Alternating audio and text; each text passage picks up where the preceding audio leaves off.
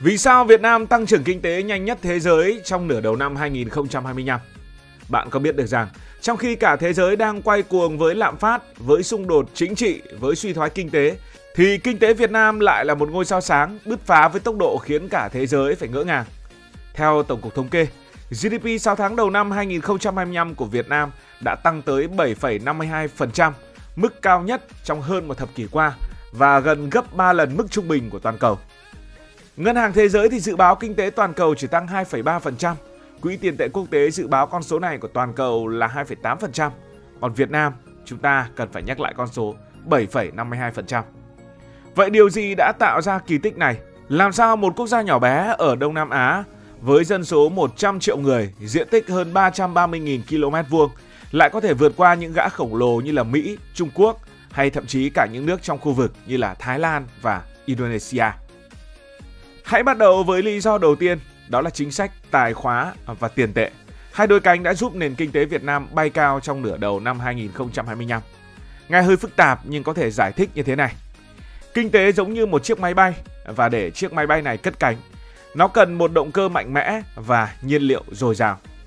Ở đây, động cơ chính là chính sách tài khóa, tức là cách mà nhà nước chi tiêu và đầu tư. Còn nhiên liệu là chính sách tiền tệ, tức là cách ngân hàng nhà nước bơm tiền ra thị trường để kích thích sản xuất và kinh doanh. Về tài khóa thì Việt Nam đã chi tiêu rất mạnh trong 6 tháng đầu năm. Số tiền chi cho đầu tư phát triển đạt 268,1 nghìn tỷ đồng, tăng hơn 42% so với cùng thời điểm này năm ngoái. Số tiền này được đổ vào những dự án hạ tầng lớn trên khắp cả nước. Ví dụ điển hình là sân bay Long Thành, dự án thế kỷ của Việt Nam, đang dần thành hình, hứa hẹn trở thành cửa ngõ hàng không lớn bậc nhất ở Đông Nam Á. Còn ở miền Trung, những khu công nghiệp ở Quảng Ngãi, ở Đà Nẵng cũng được mở rộng, thu hút hàng loạt nhà đầu tư nước ngoài. Hay chúng ta cũng thấy ở miền Bắc cũng có rất nhiều những công trình được xây mới. Những cây cầu này, những con đường này, những cảng biển này không chỉ thay đổi diện mạo mà chúng ta quan sát hàng ngày, mà còn tạo động lực tăng trưởng kinh tế trong cả nước. Chưa hết, chính phủ còn tung ra các gói hỗ trợ lớn, ví dụ như là miễn, giảm, giãn thuế và phí lên tới hơn 230.000 tỷ đồng. Và thế là các doanh nghiệp có thêm một khoản tiền lớn để mở rộng sản xuất, thuê thêm công nhân hay là đầu tư máy móc. So với các nước khác như là Mỹ hay ở châu Âu, Việt Nam có lợi thế lớn. Mỹ thì hiện đang vật lộn với lạm phát ở khoảng 6,5%, buộc phải thắt chặt chi tiêu công.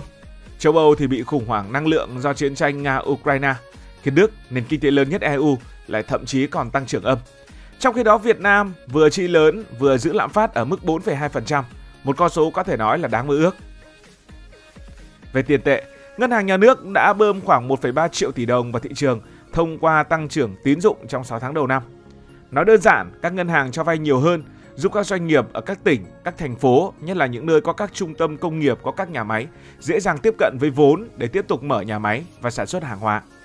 Chính sự phối hợp nhịp nhàng giữa tài khóa và tiền tệ cùng việc tận dụng lợi thế địa lý từ Bắc vào Nam đã giúp Việt Nam kích thích kinh tế mà không bị quá nhiệt.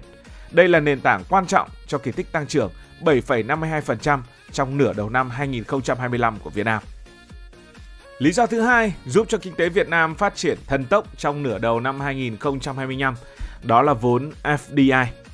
Đó là dòng vốn đầu tư trực tiếp từ nước ngoài, chúng ta vẫn đang gọi là FDI. Trong 6 tháng đầu năm 2025, Việt Nam thu hút tới 21,52 tỷ đô la Mỹ vốn đầu tư từ nước ngoài đăng ký, tăng khoảng 32,6% so với năm ngoái. Nói cách khác, không chỉ có nhiều công ty nước ngoài muốn đầu tư vào Việt Nam mà họ còn thực sự rót tiền vào để xây dựng nhà máy, mở dây chuyền sản xuất ở Hà Nội, Hải Phòng, Thành phố Hồ Chí Minh, vân vân và vân vân. Vì sao nước ngoài lại đổ tiền vào Việt Nam nhiều như vậy? Thì có một vài yếu tố như thế này. Địa lý lúc nào cũng đóng vai trò rất quan trọng khi mà dịch chuyển chuỗi cung ứng toàn cầu. Những tập đoàn lớn đang rời Trung Quốc vì chi phí lao động tăng cao và căng thẳng thương mại Mỹ-Trung và họ chuyển đến Việt Nam. Với đường bờ biển dài, nhiều địa phương ven biển và vị trí ngay trung tâm Đông Nam Á, Việt Nam là một điểm đến lý tưởng.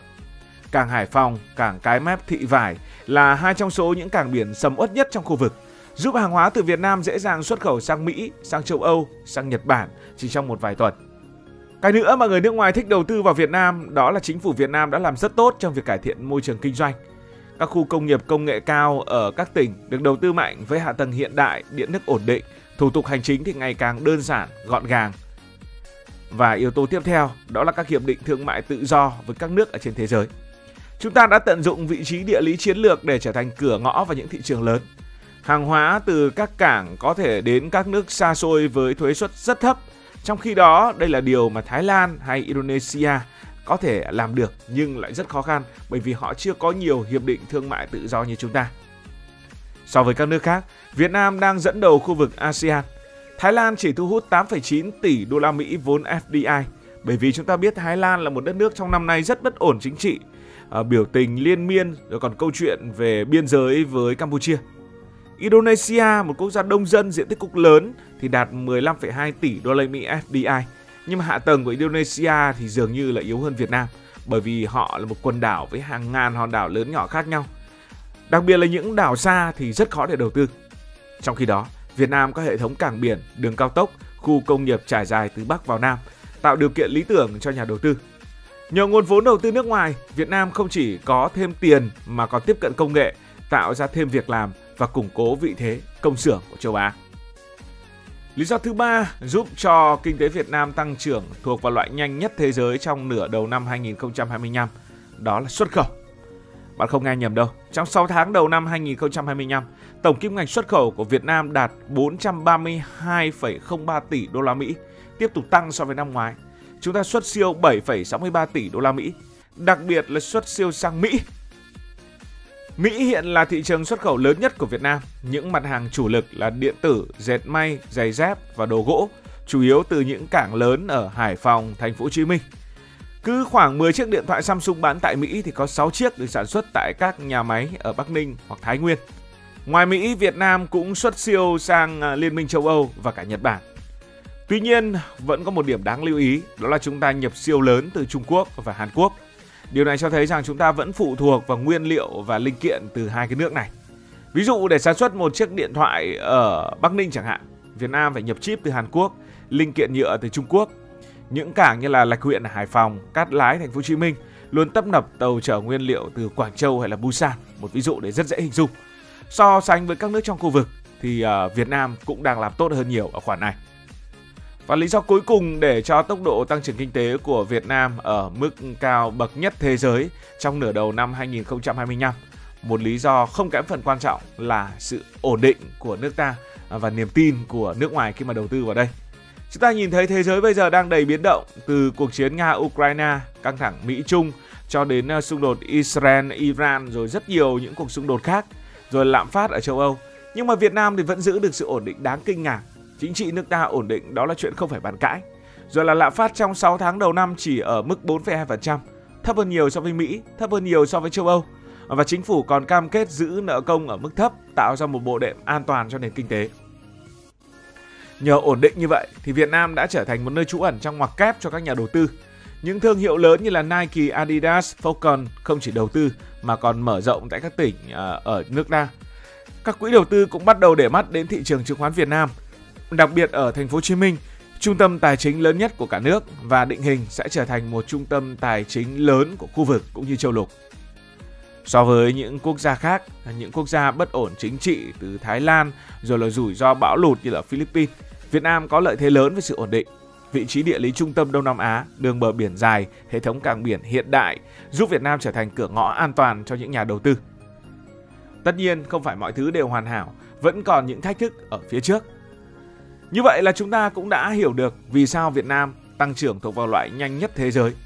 Đó là kết quả của một loạt những yếu tố như là chính sách tài khóa và tiền tệ thông minh, FDI dồi dào, xuất khẩu và sản xuất bùng nổ, sản xuất công nghiệp mạnh mẽ và ổn định vĩ mô.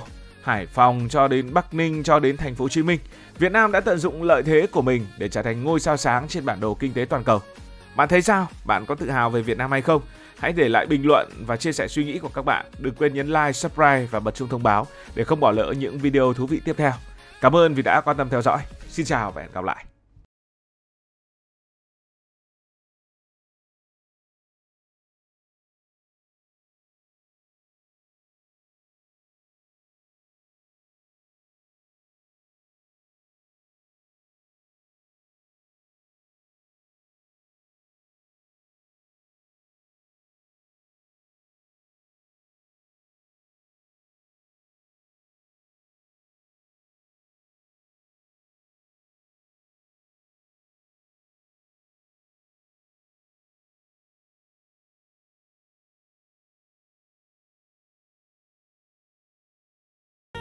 Cảm ơn các bạn đã dành sự đồng hành cùng Hải Thanh Story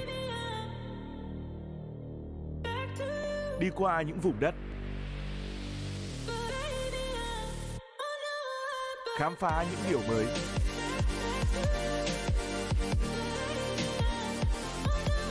Đừng ngần ngại, hãy để lại những góp ý và xin được hẹn gặp lại.